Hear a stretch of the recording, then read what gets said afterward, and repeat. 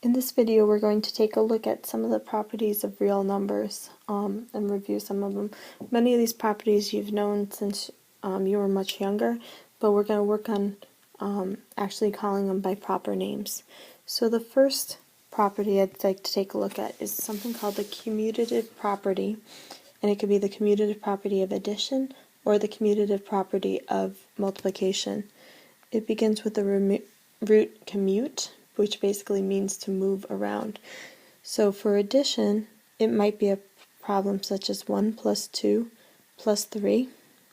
And I could say that's going to equal the same thing as 1 plus 3 plus 2. Okay, even if I have parentheses, okay, what you'll notice is the grouping has not changed at all. The parentheses have not changed at all. What has changed is the order of numbers goes 1, 2, 3. This goes 1, 3, 2. Because the 3 and the 2 change places, this is what's called the commutative property.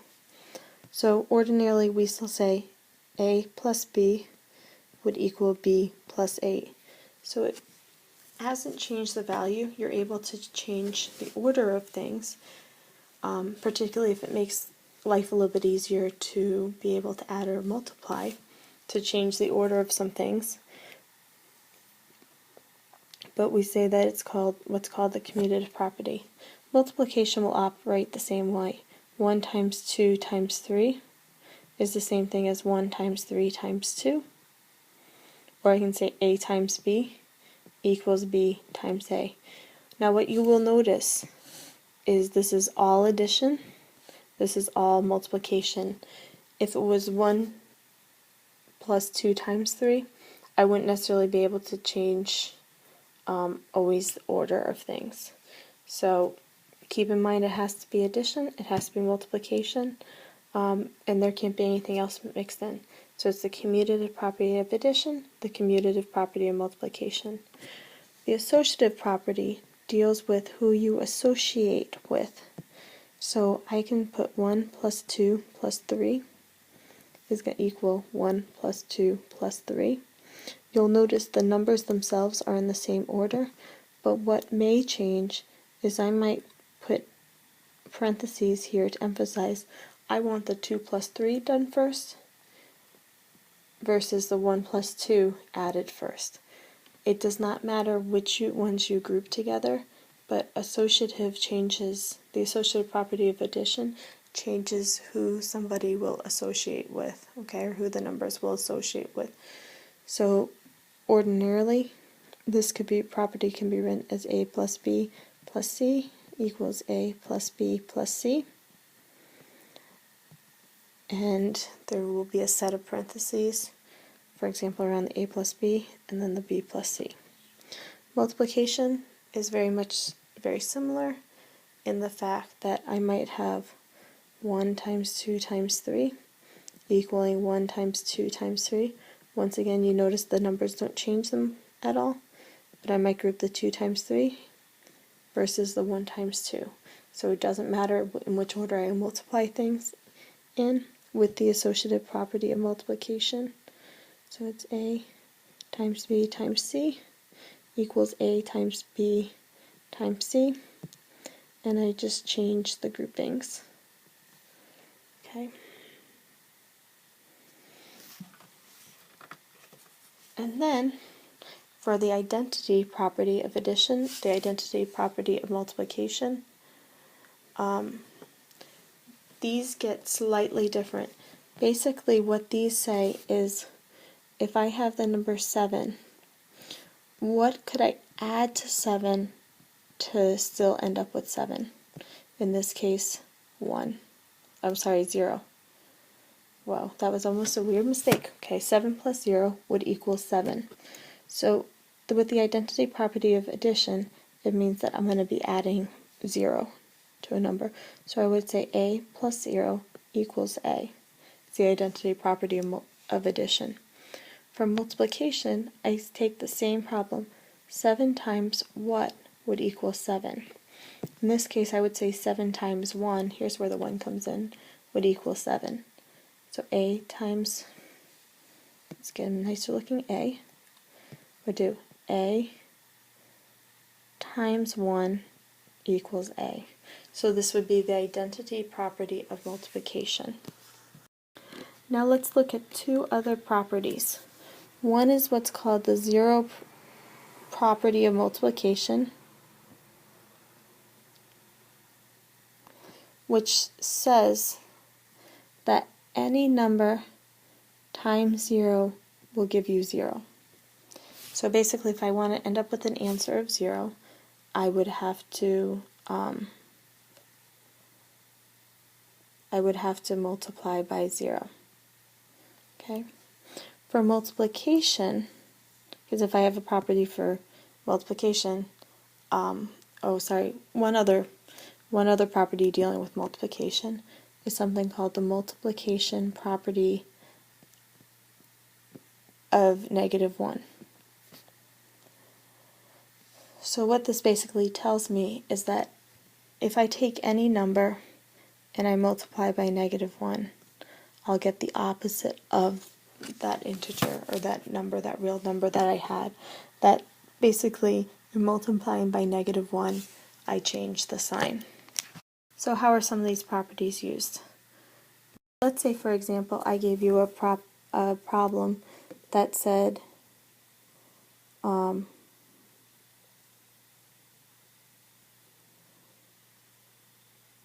3 times 8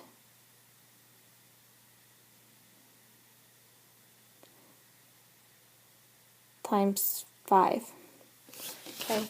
In this case, if I do 3 times 8, I get 24, and then I could multiply 24 times 5. Okay, that's one way of looking at this problem. But it may, in fact, be easier, or at least I would say it would be easier, to do the 8 times 5 first to get 40, and then 40 times 3 would be 120. So this is a reason why we have these properties. It's basically a way of helping mental math to say, what could I group together? What might be multiples of 5, multiples of 10, which makes the math a little bit easier. Okay? So always keep that in mind. That's kind of the point of the properties. In addition, just introducing to an idea of what's called deductive reasoning. Okay. Deductive reasoning is a process by which we will show step by step that something's equivalent, because I've used a property for every single step that I've gone through, that I've utilized. So, for example, okay, if I have something that says 4 plus 7b plus 8, and I want to know what is that equivalent to, I could change this to be, there's a couple of different ways. I could change this to be 7b plus 4 plus 8. Okay, why is this legitimate? It's because it's the commutative property of addition.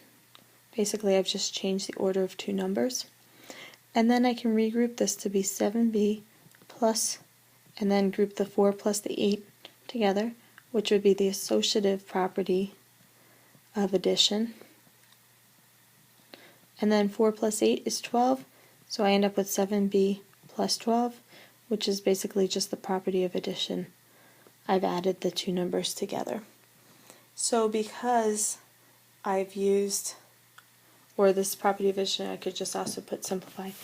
Since I've justified every single step that I've done with this problem to arrive at my answer, how it's simplified, this is what's called deductive reasoning, because I've followed a step. Okay. Sometimes we're given a statement that is not true, and I need to provide what's called a counterexample. Basically, if you can come up with one counterexample of why something does not work, it means that the statement is false. So for example, I might say A divided by B is equal to B divided by A. I might say, well, the commutative property works for division. I need to come up with one counterexample why this does not work. Okay, you could pick probably just about any single number. Usually stay away from zeros and ones because life gets a little messy with those. But let's say A equals 8 and B equals 2. Well, 8 divided by 2, I want to show that it does or does not equal 2 divided by 8. So think about these in terms of fractions. Are these going to be equivalent? Well, 8 divided by 2 is 4. 2/8 is the same thing as 1/4. Are these equivalent? No, it's pretty clear that it's not. So because I found one counterexample by substituting these values, it shows that this statement is not true, that that commutative property does not hold for division. So hopefully this will give you a good start with things. And look forward to doing a little bit more work with properties of real numbers.